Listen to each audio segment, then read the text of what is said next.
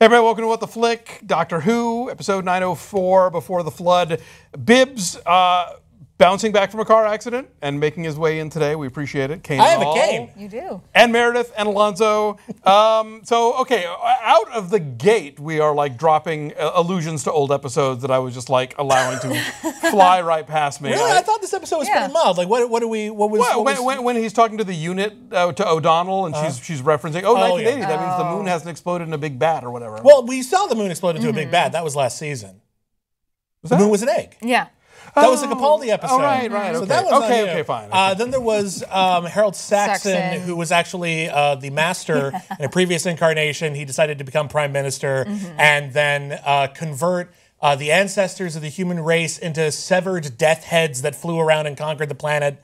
As you do. And that was fun. Yeah, it was some lighthearted. It was a while ago. But the Minister of War is new. Yeah. And who wants to bet that it's Clara?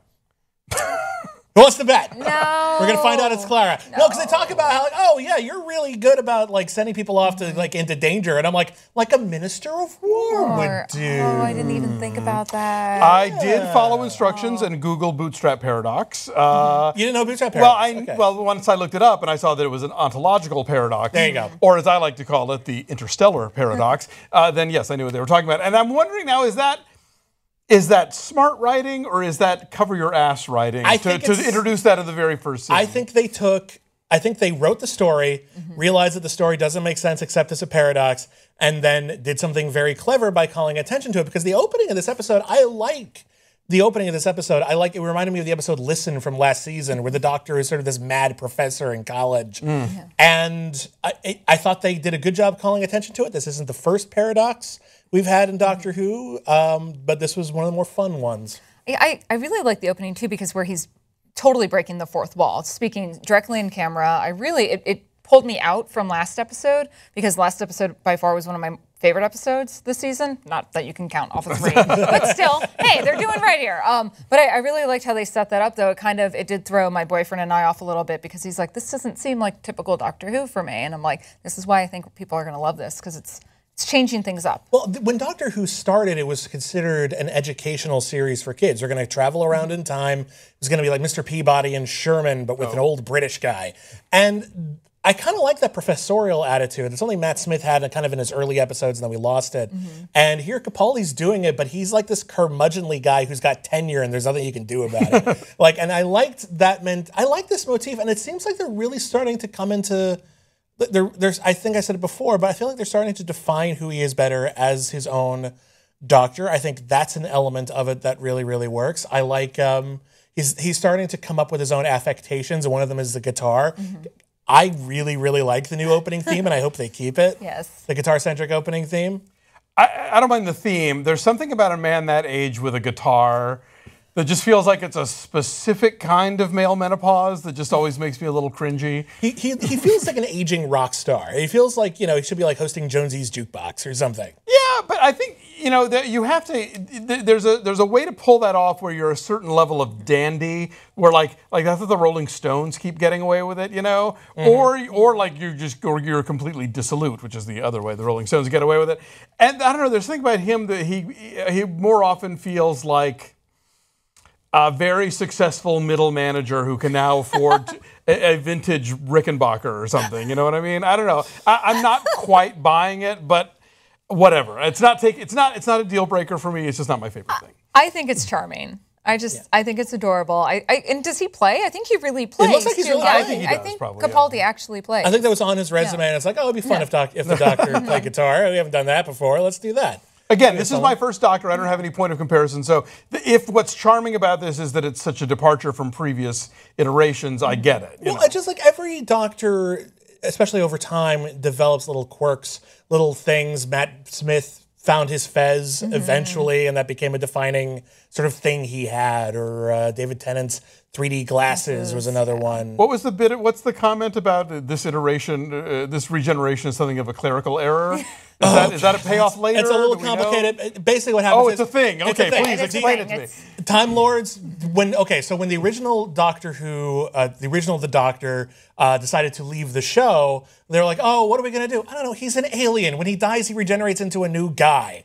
And that was a genius idea, and it kept them going. But early on, they were like, how long could this show possibly last? And they said he could only regenerate 12 times. They had gone through 12. Oops. So when Matt Smith died, they're like, oh, we got to do a thing. And there was a really complicated who's him a whatchits, and now he can do more. This all falls under the timey-wimey category? Yeah, wibbly-wobbly, timey-wimey. Yeah. But it was established. The Master had run through all of his regenerations already, and he got more regenerations many, many years earlier. So they didn't completely make it up. It can happen. So, the lake. Yes. All right, so we go back to 1980, where this is a Scottish town that's been made to look like a Russian town, just in case we were ever going to fight on Soviet soil, which reminded me of, what's that terrible movie with John Travolta? And Ari Gross. That one. That one. Yeah, see, I was thinking you'd go with the opening of like Indiana Jones and the Kingdom of the Crystal Skull. I'm trying to forget that ever happened. Well, that's fair enough. I guess I can't really argue with that. All right. And anyway, so we eventually he winds up looping himself and retiming on himself and running into the living Undertaker, pre-Ghost version. Yes, the annoying Tavolians who are adorable. Did you notice the Star Wars reference with the Tavolian? When he sees an Undertaker and he hands him the card, the slogan of his business says, "May the remorse be with you." Oh my God, I didn't catch that. Nice. Whenever I see somebody wearing this typically ignorant American that I am, when I see somebody wearing the old-timey Undertaker outfit with the little ribbon on the back of the top hat, my thoughts immediately go to the Haunted Mansion. Aww. Well, he's a ghost. Yeah, he is. I probably thought of that. Yeah, all right. I think this episode, the Patlet and the other one, were full of references because we got to see the boat painting again on the wall, and I saw my little Star Trek guy. And the dragon turns out it looks a lot like the Fisher King. Oh yeah, it does. That has like this weird snout thing. Yeah, so that was another one. There's other references as well. The Doctor's amp is like a Magpie amp, and Magpie was the name of the audiovisual company that made the TVs and the Idiot's Lantern, and it's been sort of a recurring. That's a real deep cut. I don't know too much about that if you missed that. And I somehow knew, just put the phone outside the Faraday cage and look at it from the porthole. That's not going to end well. I'm like, these ghosts were really vengeful. They were just programmed to be. Yeah, I'm like, well, why are you all so mean? You just have to repeat this one phrase over and over. You don't have to be a jerk. This episode, they want more transmitters. This two-parter really did it for me. I thought it was a really good story. I thought it was very well developed. Yeah, it turns out there was a paradox, but they called attention to it and it worked. They made that fine.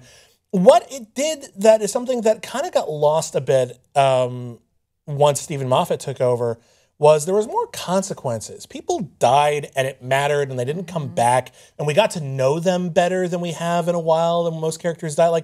The episode last season where it was the two-dimensional aliens were killing people. I didn't care when anyone died.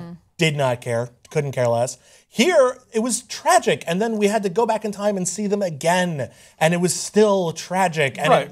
But you know what? When you have a two-parter, that gives you more time to give you those people so that it matters when they're not there anymore. And yet, but in the earlier, in the Russell T Davies days, there were episodes where they were able to do both. There was always one character who was kind of set up just so that you liked them a lot, and then they were murdered horribly just so it mattered. There was an early episode with Christopher Eccleston in which they made a point of saying, just this once, this is the one episode where no one dies. It was actually a big deal. It was like a battle cry. Just once, I don't want anyone to die because of the Doctor. It mattered, and it felt like there was real consequence because of it, and I thought that elevated this in a way that a lot of the one remember the episode last season where the trees were protecting the Earth from solar flares, and not only did none of the children die, but then at the last second the kidnapped girl comes back because reasons, and no one says anything. It was weird. It was all too happy. It's a thing that bugs me in movies of late where it's the sort of classic eating your cake and having it too, where a character will make a noble sacrifice and, let his or her life be taken in order to save everyone else. And then we undo that, you get because the it's same. Sad that they're dead. Exactly, like some focus group decided somewhere that you can't sacrifice to save everybody and then not also still come back to life at the end. And I feel like it cheapens death. We see this with Game of Thrones specifically. Everyone dies, and I finally got to watch The Martian yesterday, and I feel like there was a point that I'm like, oh my God, someone inconsequential is going to die and it's going to cheapen the whole movie. And I'm glad that didn't happen. And I feel like with this episode of Doctor Who, the people that died, it did matter. And, you know, we couldn't go back and save them. Probably could have. They could have explained it if they wanted to, but they chose not to. And I think that added so much weight. And seeing how much the Doctor actually does care for Clara, where he's like, no, I'm doing this for her. I'm going to save her. Even if I die, she is going to live. I'm so happy because it gave us like some depth to him. Finally, we're seeing his motivation, his care. You know, where is he coming from with all of this? Well, there's a bit in a lot of these episodes, especially when he has to explain it to someone new, about why can't we change the timeline? Just once, I like to hear him say, because if we do, then aliens are going to fly in and rip reality apart like they did that one time and we never talked about it again. Just once. Just bring it up. Just as like there's a good reason for that. It's a bad episode. We don't really talk about it very often, but it happened and it's continuity, so meh. I would love to see a show with a time machine where basically it becomes like the way that people pay big money to go on safari or to go into inner space or whatever, that like you pay $100,000 to kill Hitler. And like you just get to kill Hitler over and over again, and like, you know, that would become like this really expensive Looper sport. too. Yeah, you know. There you go. So I was thinking you were going Sound of Thunder, because and then they paid to have like, you know, dinosaur safaris. Oh. If you'll recall. I heard that movie was so terrible. Well, it was based on a really good book. Yeah, it was a book. But I heard the movie's got awful. The movie's quite bad. Okay. Actually, like I wouldn't recommend. In fact, don't see it. I shan't. Don't. But this concept Sure. No. was around. I just, you know, well, because we just saw Everest, you know, where the The best time travel movie. No, I'm just saying people pay big money to climb Everest. And so I could just see, like, you know, the Kill Hitler tour would be like a really popular time machine attraction. Well, you shouldn't have given that out to the internet now. Someone's going to write that, and they'll name a character. Okay, whoever writes that, name a character after each of us. There you go. It's got to be a Bibbs, a Meredith, and an Alonso. It's the very least you could do. You're welcome. Other thoughts on this episode? Other thoughts on this episode?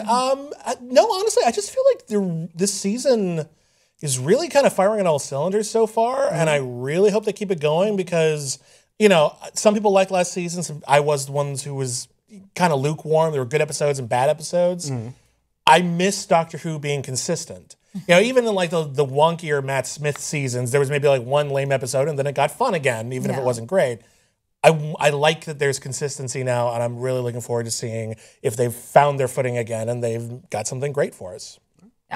This episode was great. I'll be honest, I'm more excited for next week because Vikings. Because I just marathoned all 3 seasons of History's Vikings, and now I'm obsessed with Vikings. So I just want Vikings now. When I was watching last night, it was like, next week on Doctor Who, Vikings. Next on BBC America, more Vikings. I was like, did they just have the sets up and they thought, well, what the hell? Hey, maybe they'll finally re-release Lost Vikings. I don't. The video game? It was really good. That's great. You play 3 Vikings, and one of them can do shield stuff. One of them has a bow and arrow. Who remembers Lost Vikings? That game was the shit. That was the best. Fake gamer girl here. I don't know. I don't know. You're only a fake gamer girl if you pretended to know Lost Vikings. So you're not fake at all. You're fine. Yeah. No, I'm legitimately clueless about this conversation. All right. Lost Vikings was awesome. Doctor Who, we'll be back next week. Thanks for joining us. Lost Vikings!